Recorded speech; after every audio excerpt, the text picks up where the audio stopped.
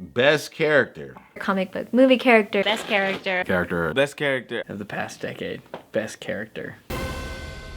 But Cap is the best, Cap's the reason the Avengers split.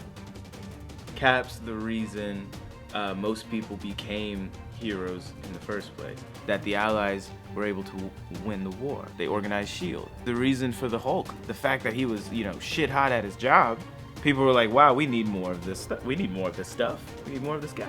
Cap is literally the center of the, if Tony's the Godfather, Cap is like the center of it. He was the first foundation, the first block. So he was the best character because he never forgot. Sometimes he wouldn't realize, that just the fact that he is Captain America is what got half of the people in Civil War on his side in the first place. And, Cap doesn't realize that half the people are going, well, of course he's doing this. He's Captain Goddamn America. And the other half are going, there's no way we can reason with him because he's Captain Goddamn America and he believes what he's doing is right. And he'll always chase after that. And we just happen to be lucky that what he thinks is right is a good thing. I'm conflicted about saying Harley Quinn because I like her badassery, I like her resilience, but it's tricky because it's just like, I don't want to glorify being in a toxic, abusive relationship, and that's why I chose Wolverine. I don't know, something about, I want to say his resilience, but it's just every superhero has incredible resilience, but something about him stood out. Maybe it's because every time he uses his powers, he feels pain, yet he still chooses to do it, and I don't know if that translates to me on the cost of how badly do you really want to do something, even though it hurts you, but also his character arc from being I hate everybody and I'm a lone wolf to the multiple groups I've seen him go through, the X-Men, and then at the end, in Logan, and seeing him pass on his legacy in a way to these kids, or a child or a girl.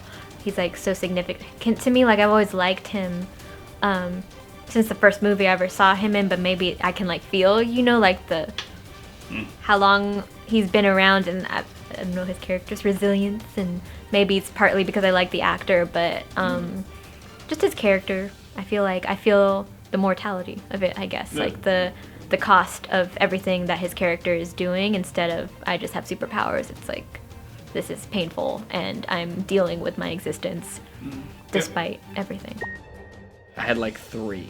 Iron Man was just super classic. Deadpool literally was just I'm just gonna do my own thing, and it worked. Yeah. I think the third one was Thor, just because they took him so many directions. The first one was directed by Kenneth Branagh, and you had this super Shakespearean kind of guy, and then Joss Whedon got a hold of him in Avengers and made him a little more human, a little more relatable and funny, and then Taika Waititi got a hold of him, and now he's purely into the modern era. Right. And then Endgame happened, and now he's just a totally different character. He's been all over the map. That's really fun. You want to see your characters grow and change, and everyone else has, but not as much as Thor. Thor's been doing 180s. He's been going through some things. Yeah. But. Oh, I love that bit when he catches. He's I'm still worthy. Oh. I'm gonna go with Black Panther. Change the game. Black Panther, to me, was growing up, and you didn't have much, but you had some stuff. You had a bike, but it wasn't the shiniest bike.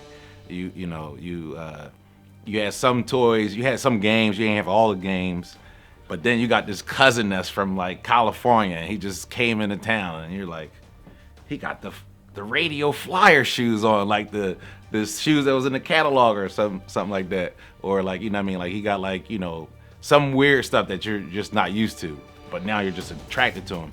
Now you want to show all your friends, hey, my cousin, you don't even know him, but my cousin can kick your ass, straight up. He can probably run faster than you, he can jump higher than you. He's just going into this new thing. Yeah, that was Black Panther for me. We're only we only knew of Gotham City. We only knew of these places, but we didn't represent, oh yeah, I'm out. today I'm going to Gotham City, guys. Where are you going? And then nobody played around with that. But now, people talking about Wakanda like it's a real place, like it's like a real thing, and like they've actually money that they raised and they donated on behalf of the movie. So the movie just made the movie real. Like going outside of comics is just like Rocky. Rocky is he's a character that was made up, but this dude is like a real person.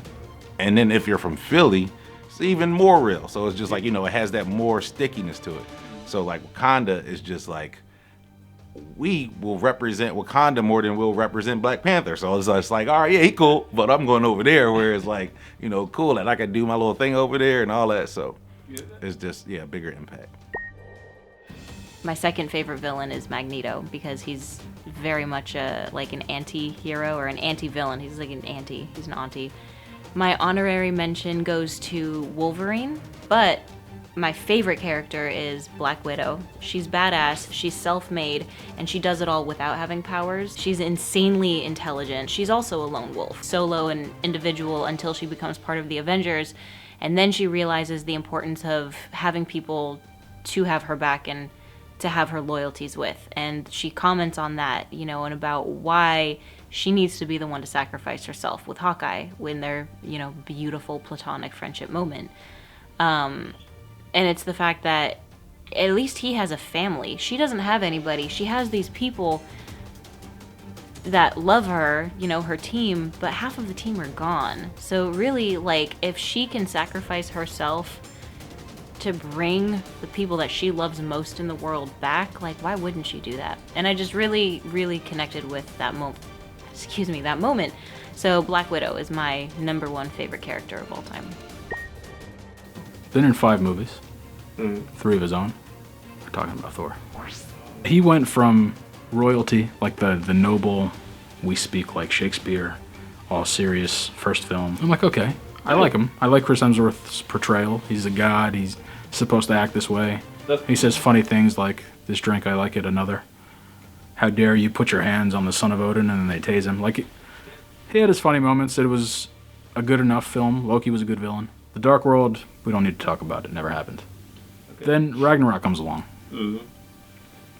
And they completely reinvent the character. They keep all those same things, but they make him arguably the funniest character in the entire Marvel universe. And they unlock more powers. Infinity War, you could say he's the main character. And then they reinvent him again. And it's not a comedy bit, Fat Thor. Yeah. It is funny, but it's sad too. They made him go through these because he thinks everything is his fault. He gets depressed and the gut happens. But yeah, just Thor's journey and reinvention of the character, and Chris Hemsworth is just very likable. Man crush. The man crush. It exists.